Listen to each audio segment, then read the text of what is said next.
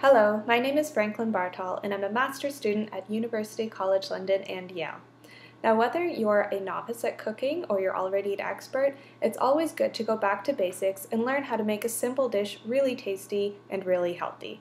And that's what we're going to do today with a traditional comfort food, the grilled cheese sandwich. However, there are some ways we could make this dish a little tastier and a little healthier, and you can start by the bread you choose. Now, normally people choose white bread. However, if you choose a bread that's made with whole grains, because the grains are less processed, they'll contain more fiber and nutrients than the white flour that's used to make white bread. So I'm using 2 slices of whole grain bread here today. You could also just choose a type of bread that you find a little tastier than white bread, like a sourdough or a rye bread. So you just take 1 teaspoon of olive oil and you spread it across one side of the bread.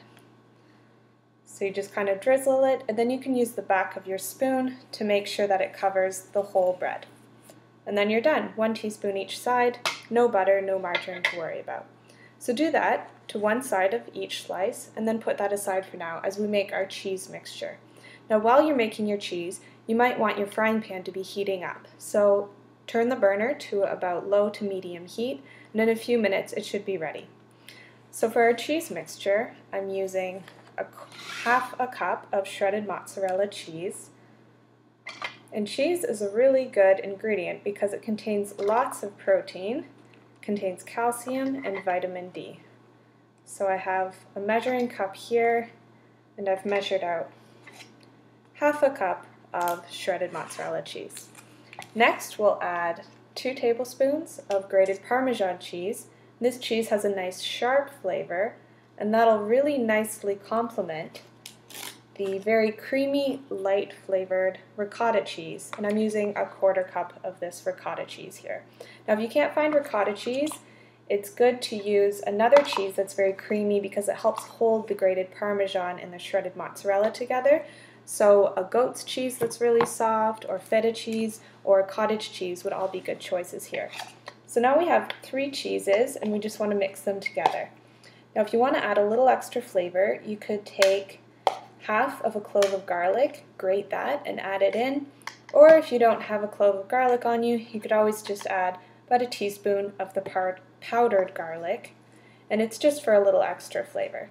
So now we have our cheese mixture, and hopefully by now your frying pan would be heated up and you can put your sandwich together. So I've got a frying pan here to give an example. Now you take your slice of bread, and the olive oil side should go down on the pan because that means it'll help toast. When the olive oil heats up, it'll help toast the bread. Now next we want to add some vegetables. So I'm just going to add a handful of spinach leaves here. This adds some vegetables and a little bit of vitamin C, some iron that we know is in spinach, and it'll taste really good. And then on top of that, you want to add half of your cheese mixture because we've made enough for 2 sandwiches here, so you could save the rest in the fridge for later. So I'm just putting half on right now. You want to make sure that's spread nicely around the bread so it's nice and even. And I'll show you what this looks like.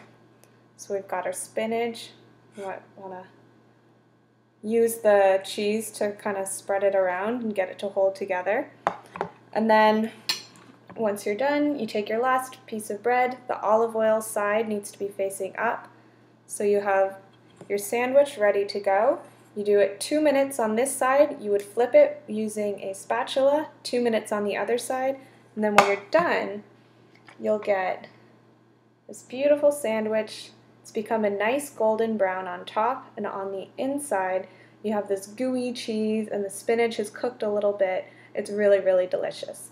So these are the basic steps for making a grilled cheese sandwich. You can play around with different types of breads, cheeses, and vegetables and make this simple dish your own.